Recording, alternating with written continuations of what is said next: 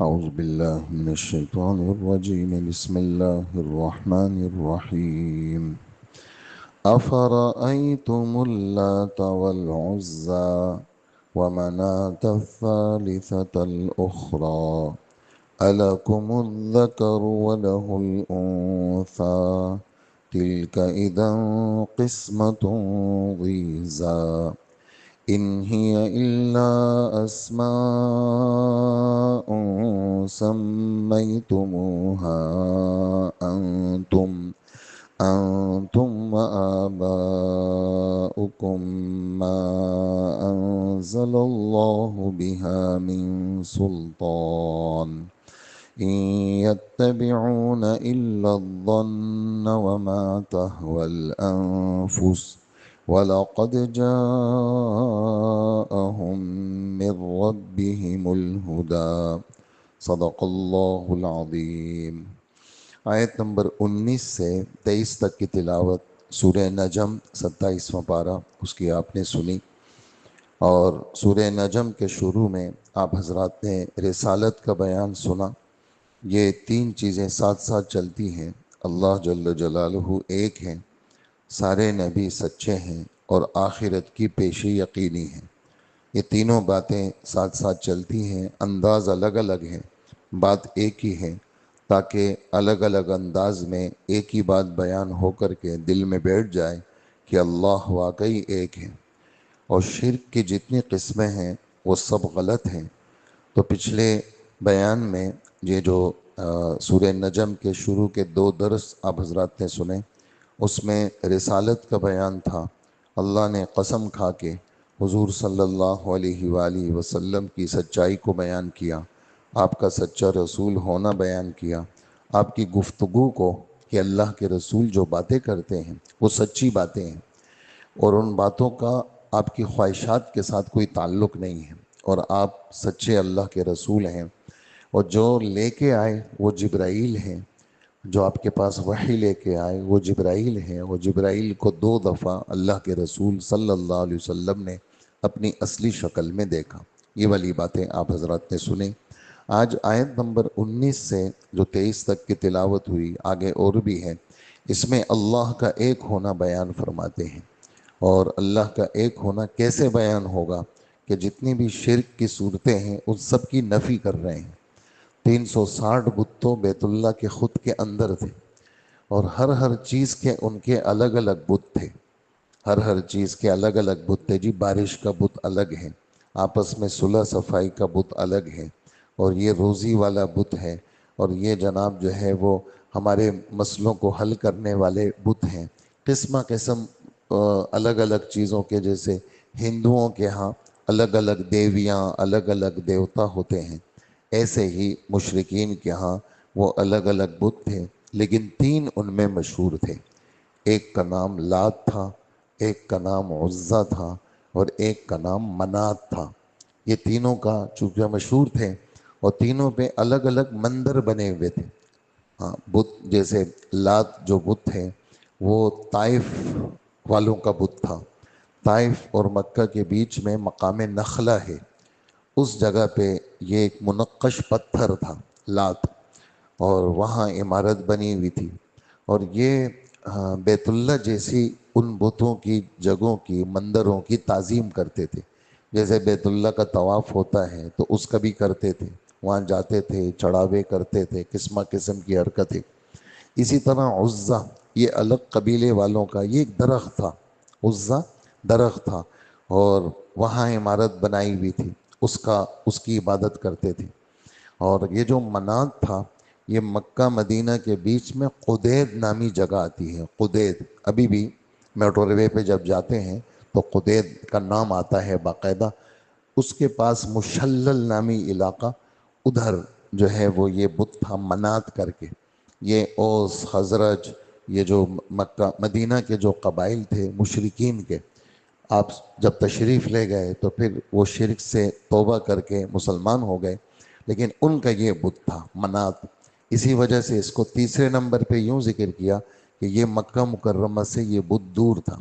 3 مشہور بت تھے، اور یہ جب جیسے ہم کوئی مسئلہ آتا ہے تو ہم اللہ کی قسم کھاتے ہیں کہ کہ میں اللہ کی قسم کھاتا ہوں، تو یہ بتوں کی قسمیں کھاتے تھے، بتوں کی قسم کھاتے، جیسے ہم کہتے ہیں کہ اللہ اکبر، نعرہ تکبیر، اللہ اکبر، ایسے ہی یہ لوگ بتوں کے بارے میں جب غزوہ احد میں ظاہری مسلمانوں کو شکست ہوئی اور اللہ کے رسول بھی زخمی ہوئے، تو اس موقع پہ ابو سفیان مسلمان نہیں تھے، انہوں نے، جیسے ہم کہتے ہیں نا کہ نعرہ تکبیر، تو انہوں نے بتوں کے نام کے نعرے لگائے ابو سفیان نے۔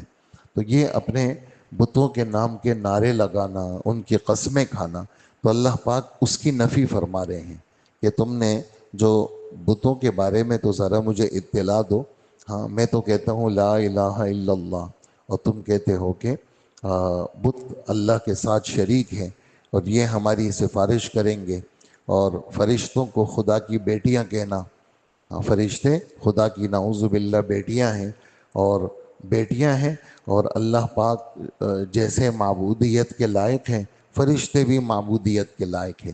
تو یہ سب باتیں اللہ پاک اکٹھی ذکر کر کے سب کی نفی کرتے ہیں کہ عجیب بات ہے، ایک تو اللہ کے لیے اولاد قرار دینا یہ بری بات، دوسری بات یہ ہے کہ لڑکیوں سے تمہیں نفرت ہے، کسی کے گھر میں لڑکی ہو جاتی ہے تو شکل بگڑ جاتی ہے، اور تم ان لڑکیوں کو زندہ زمین میں دفن کر دیتے ہو، اور لڑکیاں تمہیں شرم کا باعث لگتی ہیں، اور تم اللہ پاک کے لیے لڑکیوں کو تجویز کرتے ہو۔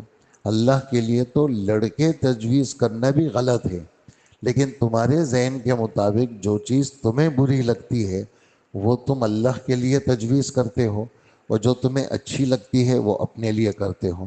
تو یہ بڑی بیکار سی تقسیم ہے، اردو میں اس کو کہتے ہیں بھونڈی تقسیم ہے، بڑی بھونڈی اور بہت بیکار تقسیم ہے کہ جو چیز اپنے لیے بری لگتی ہے وہ اپنے معبود کے لیے مقرر کرنا، جو اپنے لیے اچھی لگتی ہے وہ اپنے لیے مقرر کرنا، بڑی عجیب بات ہے۔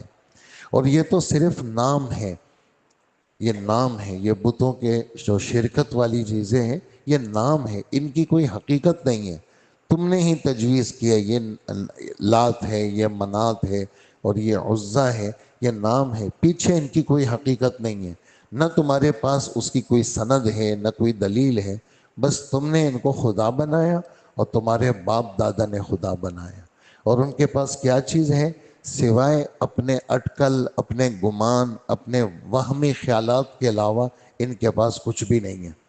ہم کہتے ہیں کہ قرآن اللہ کی کتاب ہے، ہمارے پاس دلیل ہے، محمد صلی اللہ علیہ وسلم اللہ کے سچے رسول ہیں، ہمارے پاس دلیل ہے، ہم کہتے ہیں اللہ ایک ہے، تو ہم بغیر دلیل کے نہیں مانتے، ہمارے پاس دلیل ہے اس بات کی کہ اللہ پاک واقعی ایک ہے، اور جتنی بھی خدائی ہے وہ صرف اللہ کے لیے ہے، اور معبودیت صرف اللہ کے لیے۔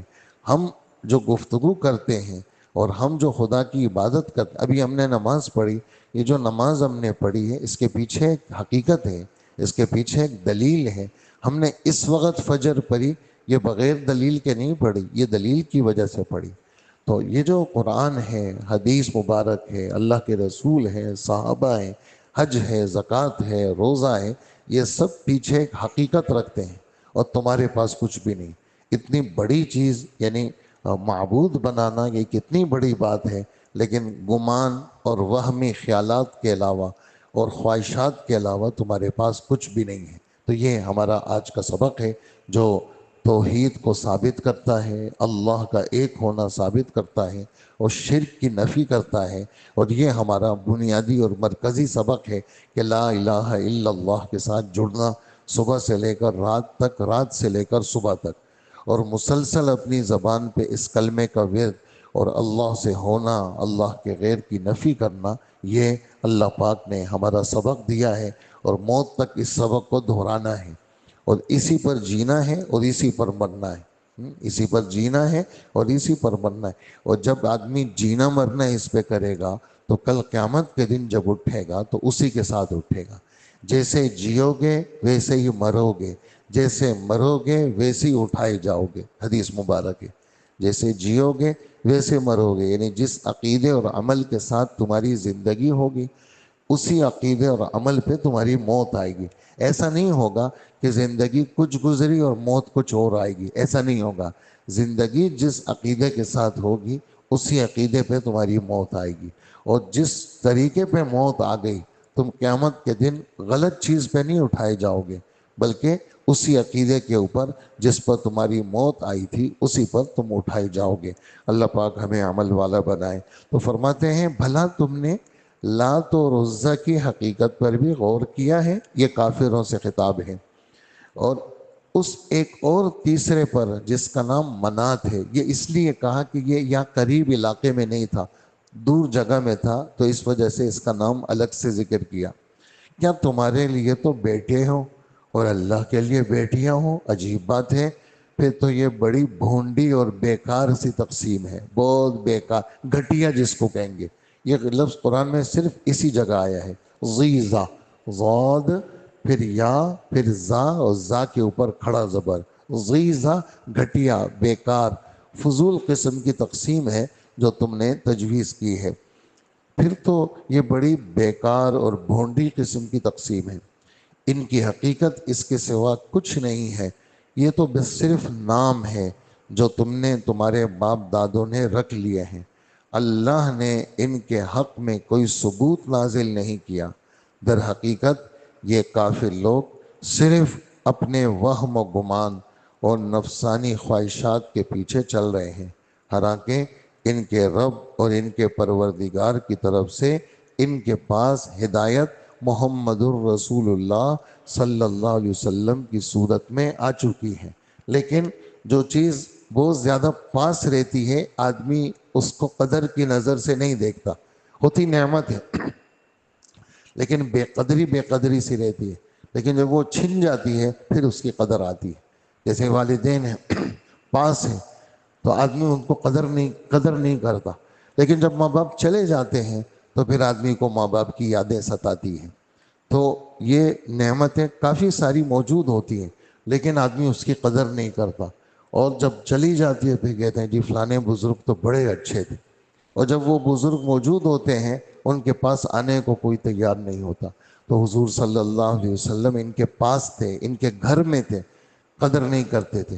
جب آپ چلے گئے تو مکہ مکرمہ میں آپ کے جانے کی وجہ سے اندھیرا ہو گیا، اور جب ہم مدینہ آ گئے مدینہ میں روشنی ہو گئی، مدینہ میں روشنی ہو گئی۔ تو آپ کی قدر ان کو تب آئی جب آپ چلے گئے، اس لیے کہ اللہ کا عذاب آپ کی برکت سے رکا ہوا تھا، لیکن جب آپ چلے گئے تو پھر اللہ نے ان کی ساری محفلوں کا بیڑا غرق ہو گیا، اور سب چیزیں ان کی ماند پڑ گئی۔ تو تمہارے پاس ہدایت حضور کی صورت میں آئی ہے لیکن تم ان کی قدر نہیں کرتے، لہٰذا جب نعمت کی قدر نہیں ہوتی تو اللہ پاک ظاہری نعمت ہو یا روحانی نعمت ہو تو اللہ پاک اس نعمت کو باقی رہنے نہیں دیتے، اللہ پاک اس نعمت کو لے لیتے ہیں۔ اللہ ہمیں نعمتوں کی قدردانی نصیب فرمائے۔ وصلی اللہ وسلم علی نبینا محمد وآلہ واصحابہ اجمعین۔ اللہم صلی علی سیدنا و مولانا محمد وآلہ واصحابہ اجمعین۔ اے اللہ ہمارے گناہوں کو معاف فرما، ہماری مغفرت فرما، خیر کا معاملہ فرما، شر سے حفاظت فرما، بدبختی کے پا لینے سے ہمیں محفوظ فرما، امتحانات کی سختی سے ہمیں بچا لیجیے۔ اے اللہ تقدیری فیصلوں پر اعتراض سے ہماری حفاظت فرما، دشمنوں کے ہنسی مذاق اڑانے سے ہمیں بچا لے، نعمتوں کے زوال سے ہمیں بچا لے، عافیت کے رخ پھیل لینے سے ہمیں بچا لے، اور اپنی اچانک کی پکڑ سے ہمیں بچا لے، تمام تر ناراضگیوں سے ہماری حفاظت فرما۔ اللہ پاک ہمیں نمازوں کا پابند بنا، خاص کر ہمیں فجر کی حاضری نصیب فرما، اور روزانہ پورا دن بھر ہمیں دعوت دینے کی توفیق عطا فرما، ہمارے ذریعے سے نماز کو زندہ فرما اور فجر کی نماز کو زندہ فرما، ہمارے بچوں کو اگلی صفوں میں نماز کی توفیق عطا فرما، اس کی ہمیں فکر مندی عطا فرما، اور ہمارے دل میں اس کا احساس بیدار فرما، ہم سب کی دعاؤں کو قبول فرما۔ وصلی اللہ وسلم علی نبینا محمد وآلہ واصحابہ اجمعین، آمین برحمتک یا ارحم الراحمین۔